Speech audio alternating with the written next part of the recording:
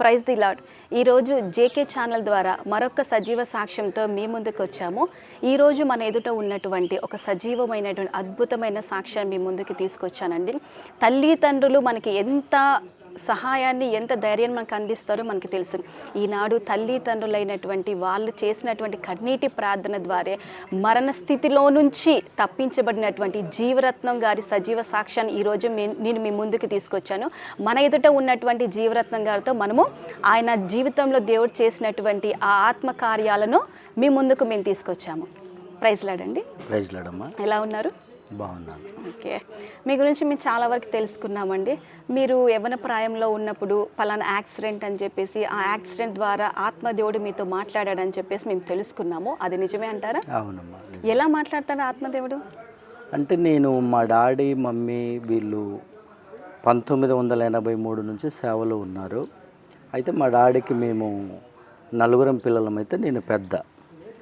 ఆ డాడీ వాళ్ళు ఏంటంటే నన్ను సేవ చేయాలనేటువంటి ఉద్దేశం వాళ్ళకి ఎలా కలిగిందంటే, అమ్మ కన్సీవ్తో ఉన్నప్పుడు తను కనలేని పరిస్థితుల్లో, అదంతా మాది విలేజ్ ట్రైబల్ ఏరియా, కనలేని పరిస్థితుల్లో పక్కన ఏదో చర్చి ఉంది, అక్కడికి వెళ్ళి అక్కడ దైవజనుడితో ప్రార్థన చేయించుకుందాం అనే ఉద్దేశంతో అమ్మ, అంటే నేను పుట్టక మునుపు అమ్మ కన్సీవ్తో ఉన్నప్పుడు అక్కడికి చర్చికి తీసుకెళ్తే ఆ పాస్టర్ గారు ఏమన్నాడటంటే, అమ్మ బాబు కానీ పాప కానీ నువ్వు ఒకవేళ డెలివరీ అయిన తర్వాత ఆ అబ్బాయిని సేవకు మీరు అప్పగిస్తారా అంటే, వాళ్ళు కష్టంలో ఉన్నారు కనుక, బాధలు ఉన్నారు కనుక తప్పకుండా అలాగే చేస్తాం అయ్యగారు అని చెప్పి ఆ చిన్న విలేజ్లో అమ్మని తీసుకెళ్ళి ఆ చర్చిలో పడుకోబెడితే ఆ పెయిన్స్కి అక్కడే నన్ను కనేసింది. కనేసేగానే ఆ పాస్టర్ గారు ఎప్పుడైతే నన్ను ఇట్లా పట్టుకొని ప్రార్థన చేసి యేసురత్నం అని పేరు నామకరణం చేశాడంట. అయితే నేను పెరిగి పెద్దవాడిని అయ్యాను, పేరు యేసురత్నం అని పిలిచిన అమ్మ నాన్న వాళ్ళు సేవ చేయాలని చెప్పి అన్నా కూడా నాకు సేవన్నా, యేసు ప్రభు వారన్నా, లేకుంటే ప్రార్థన అన్నా ఏ మాత్రం కూడా ఇష్టం లేదు.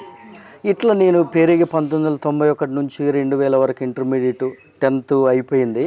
2002కి ఇంటర్మీడియట్ అయిపోయేటువంటి సమయంలో ఇటు లోకంలో నేను ఈ సినిమాలు చూడటం, డాన్స్ మాస్టర్గా ఉండటం, ఇలాంటి ప్రోగ్రాల్లో ఉంటే అమ్మ నాన్న వాళ్ళేమో వీడెప్పుడు మారుతాడు, మేము సేవకనే ఇచ్చాము, వాడు పుట్టిందే ఆ విధంగా దేవుడు కార్యం చేశాడు కదా అనే ఉద్దేశంతో వాళ్ళు ఎప్పుడు కూడా ఈ ఫ్రెండ్స్ కానీ వాళ్ళు వీళ్ళు, పాస్టర్ గారు మీరేమో దైవజనులు, మీ అబ్బాయి ఏమో డాన్స్ మాస్టరు, అసలు మీ ప్రార్థన ఏడ పని చేస్తూ ఉంది, ఆయన అసలు మీ గురించి పట్టించుకోవట్లేదు కానీ చెప్పానంటే అమ్మ నాన్న వాళ్ళు బాగా ఏడ్చేవాళ్ళు.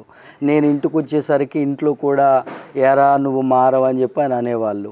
అట్లా నా లైఫ్ అంతా కూడా 10th ఇంటర్ ఫస్ట్ ఇయర్ వరకు అలా కొనసాగింది. ఆ తర్వాత ఇంటర్మీడియట్ సెకండ్ ఇయర్లో జూలై 22, 23 ఆ తారీఖుల్లో గర్ల్స్ అలాగే బాయ్స్ అందరం కలిసి భద్రాచలం చిన్న ప్రోగ్రానికి వెళ్ళి అక్కడ సినిమా చూసి అక్కడి నుంచి బస్ పాసులు అందరం తీసుకొని అక్కడ నుండి వస్తున్నటువంటి సమయంలో అక్కడ తేగడ అనేటువంటి ప్రాంతంలో తాలిపేరు అని అంటారు, వాటరు అంటే గోదావరి లాగా తేగడ అనేటువంటి ఆ వాటర్ ఎప్పుడైతే పడిందో బస్సులు అటు ఇటు బ్రేక్ అయిపోయాయి. బ్రేక్ అయిపోయిన తర్వాత నీళ్లు బాగా వచ్చేసినాయి. అక్కడ ఏం చేయాలో అర్థం కాని పరిస్థితుల్లో మా ఫ్రెండ్స్ మేమంతా ఏమనుకున్నామంటే, ఇక ఈ నైట్ అయిపోయింది, సాయంత్రం అయిపోయింది, ఇంకా అవతలకి మనం వెళ్ళలేని పరిస్థితి కనుక మనం ఇక్కడే ఉందామనేసరికి అక్కడ పడవ వేసేట ఆయన వచ్చి అన్నాడు కదా, మేము ఈ నావ స్టార్ట్ చేస్తాం అంటే, అప్పుడు ఏంటి మోటార్స్ అవి కాదండి, జస్ట్ ఇట్లా తెడ్డులాగా అలాంటి పరిస్థితుల్లో అందరము ఆ పడవలోకి ఎక్కాం. స్టార్టింగ్ ఎప్పుడైతే ఎక్కామో అందులో కూర్చున్న తర్వాత ఎక్కడో తెలియనటువంటి పరిశుద్ధాత్మ దేవుడు, నా కుమారుడా నువ్వు ఈ పడవ దిగు అనే స్వరం నాకు అట్లా వినిపిస్తూ ఉంది. నేనేమో ఫ్రెండ్స్తో సినిమాకు వెళ్ళాం, ఇది లేనిపోయిన ఆలోచన వస్తుంది అని, అంటే దేవుని ఆత్మకు నాకు అప్పుడు చాలా కనెక్ట్ అయింది. అంటే ఇన్ని సంవత్సరాలు జర్నీలో దేవుడు ఉన్నాడు, దేవుడు నన్ను సేవకు పిలిచాడు, మా నాన్న అమ్మ చేసే ప్రార్థన నిజంగా ఫలించింది అనడానికి అక్కడ నాకు ఫస్ట్ మెట్ అన్నమాట. ఎలా అందులో ఆ పడవలో కూర్చున్న తర్వాత మొత్తం ఒక 33 మెంబర్స్ ఉన్నాము. అందులో కూర్చున్నప్పుడు పరిశుద్ధాత్మదేవుడు, నా కుమారుడా నువ్వు దిగు అంటాను.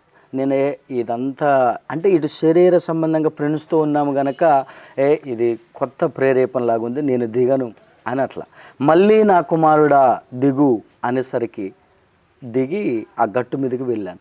మళ్ళీ మా ఫ్రెండ్స్ ఏమన్నారు, అరే కలిసి వచ్చాము, కలిసి సినిమా చూసాము, కలిసి మళ్ళీ తిరిగి వెళ్ళాలి కదా, నువ్వు అట్లా ఎందుకు వెళ్ళావు, రారా అని చెప్పి కృష్ణ అనేటువంటి వ్యక్తి మళ్ళీ బలవంతంగా నన్ను ఆ పడవలోనికి ఎక్కించాడు. మళ్ళీ కూర్చున్న తర్వాత మళ్ళీ అదే స్పిరిట్, అదే పరిశుద్ధాత్మ దేవుడు, నువ్వు దిగు అని అంటే, సరే ఏమన్నా కానీ మా అమ్మ నాన్న నిజంగా యేసుప్రభు దేవుడు అంటూ ఉన్నాడు, ఆయన మాట వినాలని ఎప్పటి నుంచో ప్రార్థన చేస్తున్నారు కదా, సరే అని చెప్పి నేను దిగాను మేడం. దిగి అక్కడికి వెళ్ళిన తర్వాత వాళ్ళంతా బాయ్ చెప్పారు. సరే నేను నెక్స్ట్ పడవకు వస్తాను, మీరు వెళ్ళండి అని చెప్పని అన్నాను. ఆ పడవ స్టార్ట్ అయిన తర్వాత మధ్యలోనికి వెళ్ళగానే తాలిపేరు ఆ డోర్స్ అంటారు కదా, తలుపులు, వాటిని ఓపెన్ చేయగానే ఆ వాటర్ వచ్చి ఆ పడవకి ఒక్కసారి తగిలి బోల్తా పడి 33 చనిపోయారండి. అది చూసి నేను బాగా ఏడ్చాను. అంటే అది గుర్తొచ్చినప్పుడల్లా ఇప్పటికి కూడా నాకు ఒకలాంటి ఫీలింగ్ వస్తుంది. ఏంటంటే అప్పుడు దేవుడు నన్ను బ్రతికించాడు, నేను ఖచ్చితంగా దేవుని కొరకు బ్రతకాలి అని ధైర్యం చేసుకొని మా అమ్మ నాన్న ప్రార్థన వ్యర్థం కాలేదు. ఈసారి నాకు క్రొత్త జన్మ దేవుడు ఇచ్చాడు కనుక నేను ఆయన సేవ చేయాలని డెడికేట్ చేసుకొని ఆలోచన చేసి ఆ గట్టు మీదనే పడిపోయాను. కాలేజీ వాళ్ళకి అందరికీ తెలిసిపోయింది, టీం అంతా వెళ్ళారు, వాళ్ళంతా పడవలు పడి చనిపోయారని చెప్పి. అప్పుడు ఎస్టీడీ బూత్, ఐఎస్డి ఇవి ఉండేటి, మామూలు సెల్ ఫోన్స్ అవి కాదు. ఆ టైంలో అమ్మ నాన్న వాళ్ళు జీప్ వేసుకొని వచ్చారు. అంటే అందులో అందరూ కొట్టుకొని వెళ్ళారని అన్నారు కదా, కానీ అందులో మిగిలింది నేను ఒక్కనే.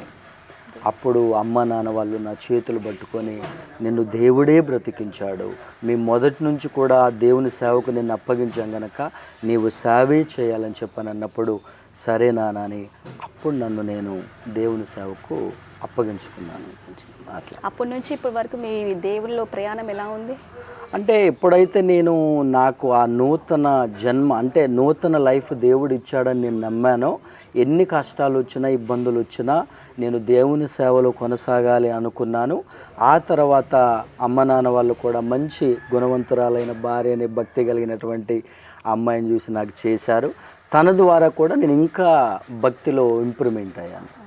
అట్లా చూసారు కదండి, తల్లిదండ్రులు చేసే కన్నీటి ప్రార్థనకి ఏదో ఒక రోజు దేవుడు జవాబిస్తాడని వాక్యం సెలవిస్తున్నట్టు, ఈనాడు యేసురత్నం గారి వాళ్ళ తల్లిదండ్రులు చేసినటువంటి ఆ కన్నీటి ప్రార్థనే అంత ప్రమాదకరమైనటువంటి ఆ శోధన నుంచి తప్పించి ఈనాడు మీ అందరి ఎదుట సజీవ సాక్ష్యంగా నిలబెట్టాడు దేవుడు. ఇలాంటి దేవునికి నిజంగా ఆయన యేసురత్నం గారు ఎంతో రుణపడి ఉన్నారని చెప్పేసి ఆయన మాటల ద్వారా మనకి తెలుస్తుంది. కాబట్టి ఈనాడు దేవుడు నమ్మకుండా ఉన్నట్టయితే ఈనాడు మన ఎదుట సజీవ సాక్ష్యంగా ఈయన నిలబడే వాళ్ళు కాదు.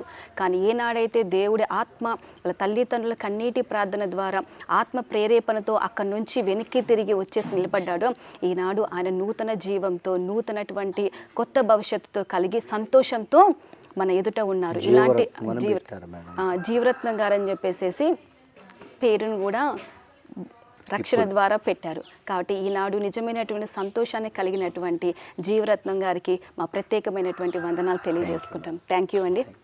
Thank you.